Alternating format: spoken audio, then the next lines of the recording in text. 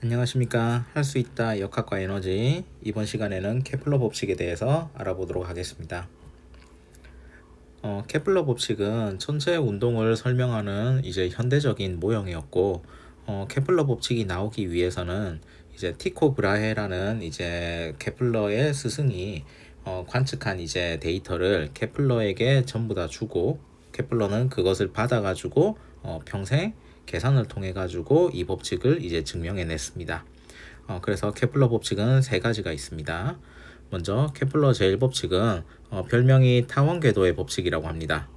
자, 그래서 케플러는 이제 중세 시대에서는 가장 예쁘고 완벽한 도형은 원이어서 천체 운동도 원 운동을 할 거라고 이제 교회나 이런 데서 믿었었는데, 케플러가 이제 그 티코 브라헤가 관측한 자료를 이제 분석을 해보니까 아무리 봐도 원운 궤도가 아니라는 겁니다. 그래서 하나하나씩 이제 검증을 해보니까 이 행성들은 타원 궤도를 돈다라고 해서 타원 궤도의 법칙이라고 별명이 지어졌습니다. 그래서 모든 행성은 태양을 한 초점으로 하는 타원 궤도를 따라 운동함을 이제 케플러 제1법칙이라고 하는데, 그러면은 이제 타원 궤도가 무엇인지 알아야 되는데, 먼저 타원은 특징이 이렇습니다. 초점, 포커스가 이제 두 개가 있는 이러한 원과 같이 생긴 모형인데, 타원의 법칙에 따르면은 요 타원의 방정식은 이렇게 b제곱분의 y제곱은 1 이런 식으로 이제 주어집니다. 그럼 만약에 여기서 a는 어떤 의미냐면요, 그 장반경이라고 하고요, b는 단반경, 짧은 반지름, 긴 반지름이라고 합니다. 자, 그럼 여기서 a랑 b가 같아 버리면은 요 식에서 b제곱을 a제곱이라고 쓸 수 있고, 그러면은 양변에 a제곱을 이제 곱해주면은 x제곱 플러스 y제곱이 a제곱을 만족합니다. 그러면은 요것은 원의 방정식이 되겠죠. 즉 타원이 조금 더 큰 집합이고 그 안에 원은 특수한 타원이라고 얘기할 수 있습니다. 그렇기 때문에 타원의 특징은 이렇게 긴 반지름이 있고 짧은 반지름이 있는데, 긴 반지름을 장반경 A라고 하고 짧은 반지름을 단반경 B라고 할 겁니다.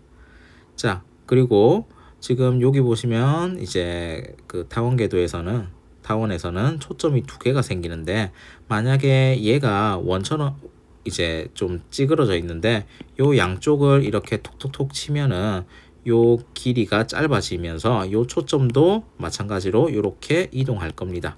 그래서 원이라는 거는 이 초점이 하나로 일치된 도형을 얘기를 하는 거고, 그것은 이제 그 타원의 특수한 경우라고 이야기할 수 있습니다. 자, 그래서 케플러 제1법칙은 원 궤도를 돌지 않고 이렇게 타원 궤도를 돈다. 그리고 태양은 하나의 초점에 있다, 위치에 있다 라고 생각한 이제 증명을 했다라고 보시면 됩니다. 자, 그런데 지금 초점이 두 개가 있는데, 그러면 1번 위치에 있는지 2번 위치에 있는지 어떻게 하냐라고 이야기할 수 있는데, 이쪽에서 보면은 태양이 1번에 있는데 요 뒤쪽에서 보면은 태양이 2번에 위치해 있죠. 그래서 어느 초점에 있든지 아무 상관이 없다. 자, 그리고 가장 중요한 개념이 있는데요, 이런 식으로 태양이 한쪽에 이제 치우쳐져 있고 행성이 이렇게 타원 궤도를 따라 돌면은 태양과 가장 가까운 지점이 생깁니다. 그 지점을 근일점이라고 하고요, 태양과 가장 먼 지점을 원일점이라고 합니다. 이렇기 때문에 일조량 이런 거에서도 차이가 나고, 그렇기 때문에 계절도 생기게 되는 겁니다. 자, 케플러 제2 법칙은 별명이 면적 속도 일정 법칙이라고 합니다. 자, 정의를 보시면은 일정한 시간 동안에 행성이 타원 궤도를 돌면서 태양과 있는 선이 휩쓸고 지나간 부채꼴의 면적이 항상 같다라는 겁니다.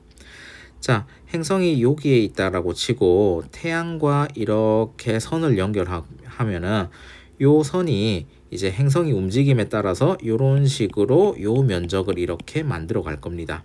마찬가지로 여기에 있던 행성이 태양과 선을 이렇게 연결하고 이렇게 움직여 가면은 이 선이 이렇게 움직이게 되는데, 이렇게 생긴 면적, 즉 휩쓸고 지나가는 요 면적 S2와 요렇게 휩쓸고 지나가는 면적 S1이 같다라는 겁니다.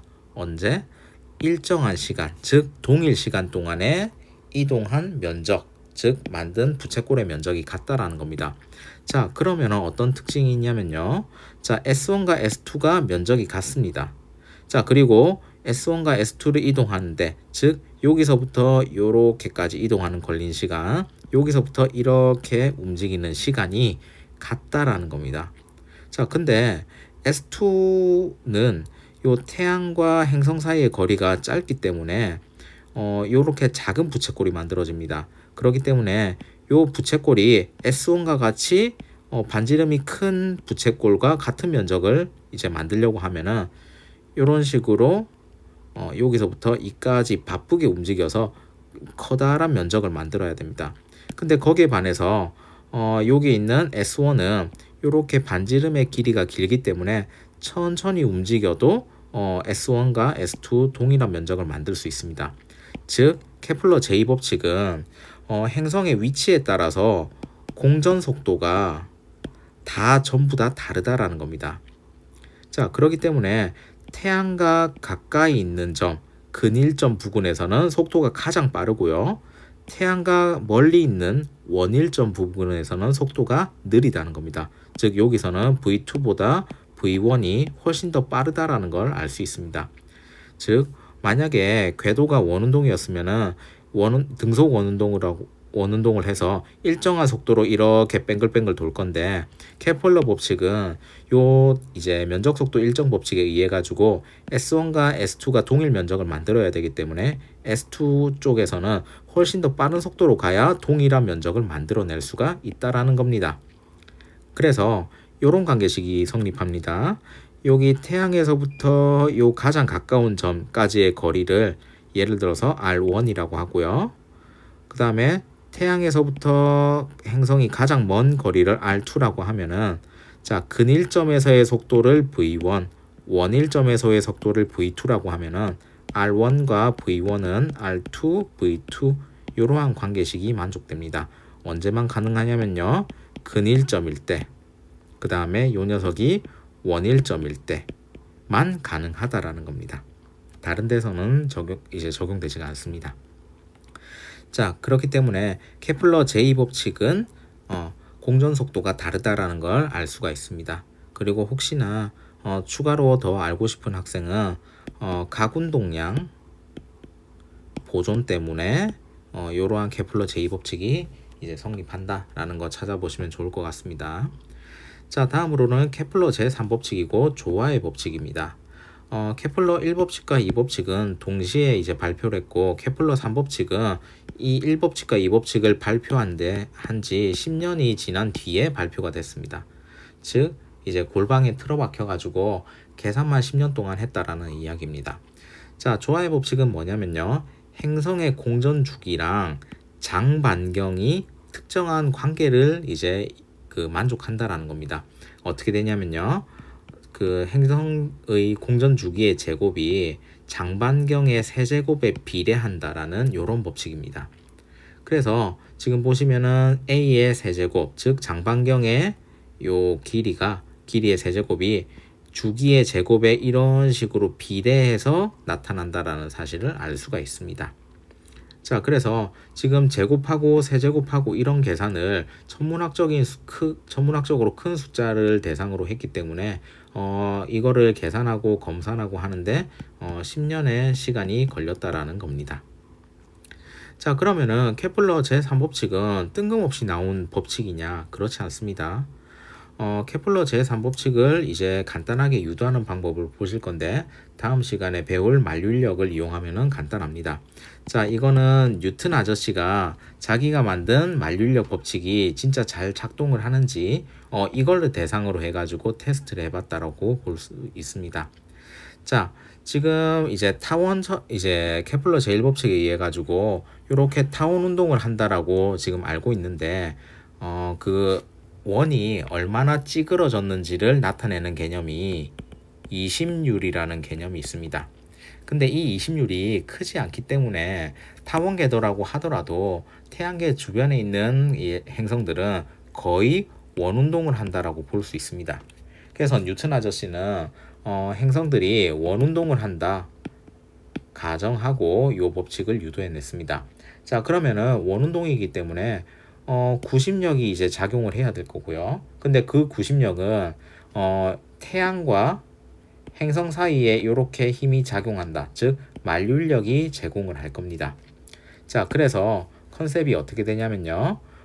행성이 원운동을 하는데 필요한 구심력은 그것이 누가 제공하냐면은 만륜력이 제공을 한다라는 의미입니다. 여기서 선속도를 이런 식으로 V는 T분의 2파이 즉 원을 한 바퀴 돌았을 때 이동한 거리는 2파이이고요. 그때 걸린 시간은 주기 T랑 같으니까 요거를 요 식에다 대입을 해줍니다. 자, 그렇게 되면요.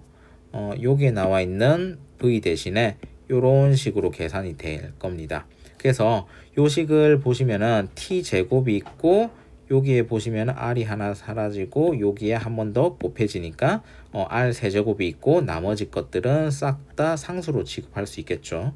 그렇기 때문에 T제곱은 A의 세제곱, 근데 여기서는 원이라고 했으니까 R 세제곱이라고 할 겁니다. 그래서 비례관계 대신에 비례상수 K 하나 써주면 되고 이 K 값이 이렇게 들어가 있는 숫자라고 보실 수 있습니다. 자, 그래서 케플러 법칙이 이제 티코 브라헤가 이제 측정을 했던 천문학적인 데이터를 바탕으로 해가지고 요런 1법칙, 2법칙, 3법칙을 알아냈기 때문에 이러한 케플러 제3법칙 유도를 뉴턴이 이제 실제 사례로서 이제 적용해 볼 수 있었습니다. 그래서 케플러 법칙이 있었기 때문에 뉴턴의 만륜력 법칙이 존재했다라고 볼 수 있습니다. 오늘은 케플러 법칙에 대해서 알아봤습니다. 수고하셨습니다.